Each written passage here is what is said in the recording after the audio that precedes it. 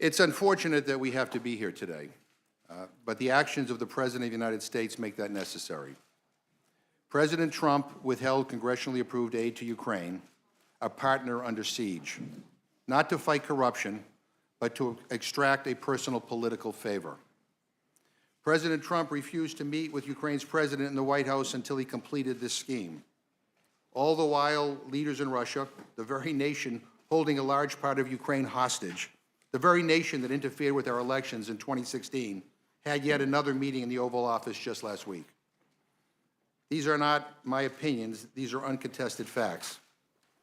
We've listened to the hearings, we've read the transcripts, and it's clear that this president acted in a way that not only violates the public trust, he jeopardized our national security, and he undermined our democracy. He acted in a way that rises to the level of impeachment.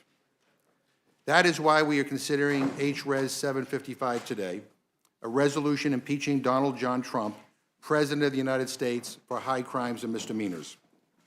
Congress has no other choice but to act with urgency. You know, when I think back to the founders of this nation, they were particularly concerned about foreign interference in our elections. They understood that allowing outside forces to decide American campaigns would cause the fundamentals of our democracy to crumble. But the evidence shows that is exactly what President Trump did. Not only allowed, but solicited foreign interference, all to help him win his re-election campaign. What shocks me, quite frankly, about so many of my Republican friends is their inability to acknowledge that President Trump acted improperly.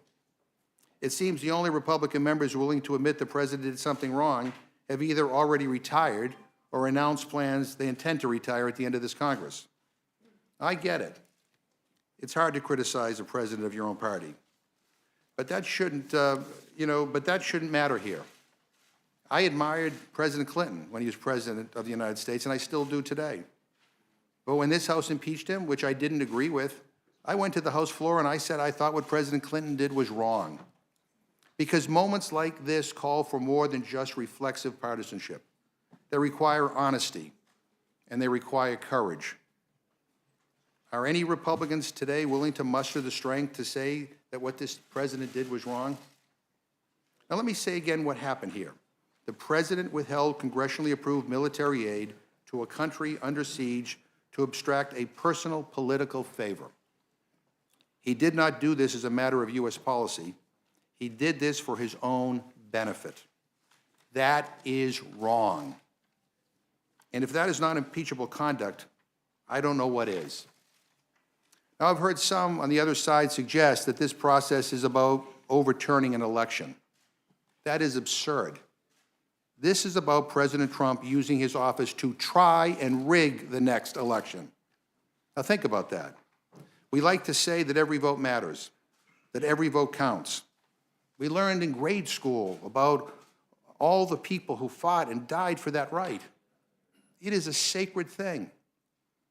You know, I remember as a middle schooler in 1972, leaving leaflets at the homes of potential voters, urging them to support George McGovern for president. No relation, by the way. I thought he had a great last name. And he was dedicated to ending the war in Vietnam and feeding the hungry and helping the poor. I remember, even to this day, what an honor it was to ask people to support him, even though I was too young to vote myself. And what a privilege it was later in life to ask voters for their support in my own campaigns. Now, I've been part of winning campaigns, and I've been part of losing ones too. People I thought would be great presidents, like Senator McGovern, were never given that chance. Make no mistake, I was disappointed, but I accepted it. I would take losing an election any day of the week when the American people render that verdict. But I will never, and I mean I will never be okay if other nations decide our leaders for us. And the President of the United States is rolling out the welcome mat for that kind of foreign interference. To not act would set a dangerous precedent, not just for this president, but for every future president. The evidence is as clear as it is overwhelming. And this administration hasn't handed over a single subpoenaed document to refute it, not one. Now it's up to us to decide whether the United States is still a nation where no one is above the law, or whether America is allowed to become a land run by those who act more like kings or queens, as if the law doesn't apply to them.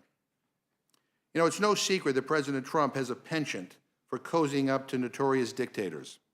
He's complimented Vladimir Putin, congratulated Rodrigo Duterte, lauded President Erdogan, fell in love with Kim Jong-un. I can go on and on and on.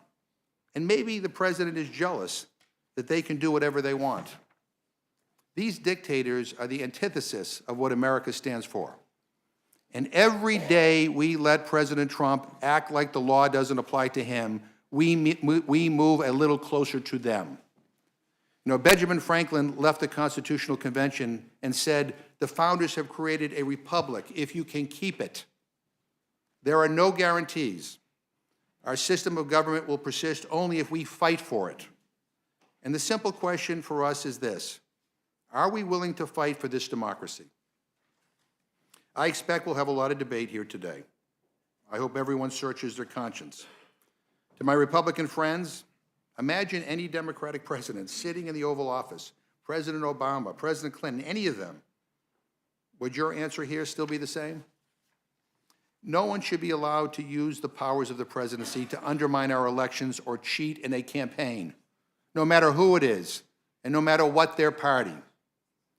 We all took an oath not to defend a political party, but to uphold the Constitution of the United States. History is testing us. We can't control what the Senate will do, but each of us can decide whether we pass that test, whether we defend our democracy, and whether we uphold our oath. Today, we'll put a process in place to consider these articles on the House floor. And when I cast my vote in favor, my conscience will be clear.